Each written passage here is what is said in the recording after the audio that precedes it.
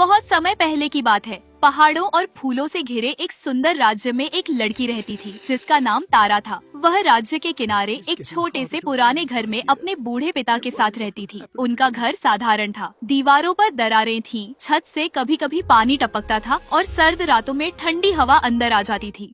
तारा की माँ कई साल पहले इस दुनिया से जा चुकी थी। अब उसके पिता ही उसका पूरा परिवार थे, लेकिन उसके पिता अक्सर बीमार रहते थे और ठीक से चल भी नहीं पाते थे। एक दिन पिता ने उदास होकर कहा, बेटी, मैं तुम्हारे लिए बोझ बन गया हूँ।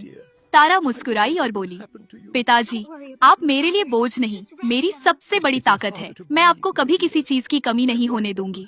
तारा बहुत मेहनती थी। वह दिन रात सुंदर कपड़े सिलती और उन पर शानदार कढ़ाई करती। उसके बनाए कपड़े पूरे राज्य में प्रसिद्ध थे। एक दिन राज्य में खबर फैली कि राजमहल में एक बड़ा प्रतियोगिता होने वाला है। उस राज्य की राजकुमारी चांदनी बहुत दयालु और बुद्धिमान थी। वह महल में रहते रहते ऊब गई थी, इसीलिए उसने एक अनोखी प्रतियोगिता रखने का निर्णय लिया। घोषणा हुई कि जो लड़की सबसे सुंदर पोशाक तैयार करेगी उसे महल की शाही डिजाइनर बनाया जाएगा और वह हमेशा राजकुमारी के साथ रहेगी। यह खबर सुनकर तारा की आंखों में उम्मीद चमक उठी।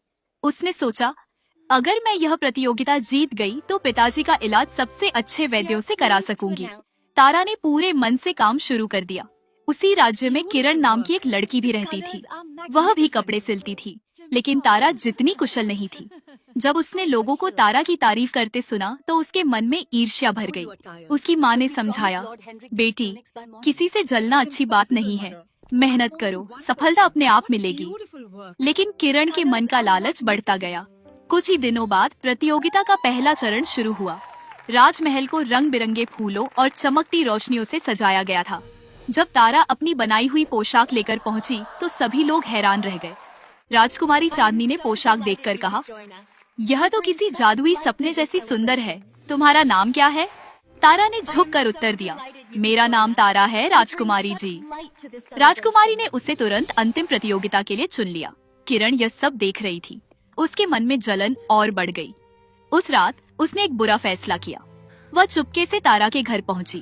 तारा अपनी अंतिम प्रतियोगिता वाली पोशाक तैयार करके एक संदूक में रख चुकी थी और सो रही थी। किरण ने संदूक खोला और गुस्से में पोशाक को फाड़ दिया। उसने उस पर स्याही भी गिरा दी और वहां से चली गई। सुबह जब तारा ने अपनी पोशाक देखी तो उसकी आंखों से आंसू बहने लगे। वह बोली, अब मैं क्या करूं? मेरी सारी मेहनत बर्बाद हो गई। उसके पिता ने उसे पास बुलाया और कहा, बेटी, याद रखो, सच्ची मेहनत कभी हारती नहीं। अगर एक रास्ता बंद हो जाए तो नया रास्ता जरूर खुलता है। तारा ने अपने आंसू पोंछे और फिर से काम शुरू कर दिया। उस रात तेज बारिश हुई। आसमान में बिजली चमक रही थी, लेकिन तारा बिना रुके सिलाई करती रही। उसकी उंगलियां थक गईं, आंखें भारी हो गईं, फिर भी उसने हार नहीं मानी। सुबह की पहली किरण के साथ उसकी नई पोशाक तैयार हो गई और वह पहले वाली पोशाक से भी ज्यादा सुंदर थी। अगले दिन महल में अंतिम प्रतियोगिता थी। सभी प्रतिभागी अपनी अपनी पोशाक लेकर पहुंच चुके थे।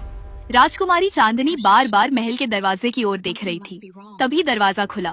तारा अंदर आई। वह बारिश से भीगी हुई थी और बहुत थकी हुई लग रही थी, लेकिन उसकी आंखों में आत्मविश्वास चमक रहा था। राजकुमारी ने पूछा, तुम इतनी देर से क्यों आई? तारा ने पूरी घटना बता दी।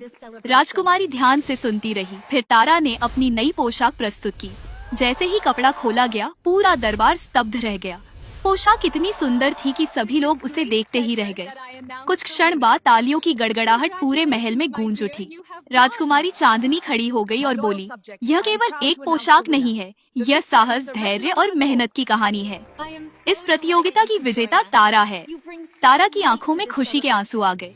उसे शाही डिजाइनर घोषित कर दिया गया। लेकिन राजकुमारी यही नहीं रुकी। उसने आदेश दिया कि यह पता लगाया जाए कि तारा की पहली पोशाक किसने खराब की थी। जांच के बाद सच्चाई सामने आ गई। किरण ने अपनी गलती स्वीकार कर ली। वह रोते हुए बोली, मुझे माफ कर दीजिए, ईर्ष्या ने मुझे गलत रास्ते पर डाल दिया था। राजकुमारी ने कहा, ईर्ष्या इंसान को कमजोर बना देती है। तुम्हें अपनी गलती सुधारने का अवसर मिलेगा। उसे कुछ महीनों तक गरीब लोगों की सहायता करने और उनके लिए मुफ्त कपड़े सिलने का काम दिया गया। तभी तारा आगे बढ़ी और बोली, राजकुमारी जी, मैं किरण को माफ करती हूँ। हर व्यक्ति से गलती हो सकती है। यह सुनकर सभी लोग प्रभावित हो गए। राजकुमारी मुस्कुराई और बोली, तारा, आज तुमने साबित कर दिया कि सच्ची महानता बड़े दिल में होती है। आज से तुम केवल मेरी शाही डिजाइनर नहीं, बल्कि मेरी सबसे अच्छी मित्र भी हो। समय बीतता गया। तारा ने अपने पिता का इलाज करवाया और वे धीरे धीरे स्वस्थ हो गए। किरण ने भी अपनी गलती से सीख ली और मेहनत व दयालुता का महत्व समझा। और उस राज्य में लंबे समय तक यह कहानी सुनाई जाती रही कि कैसे एक साधारण लड़की ने अपनी मेहनत, हिम्मत और अच्छे दिल से सबका दिल जीत लिया। मेहनत, धैर्य और दयालुता हमेशा ईर्ष्या और छल पर विजय पाते हैं। Please like and subscribe. Thanks for watching. Please like and subscribe. Thanks for watching.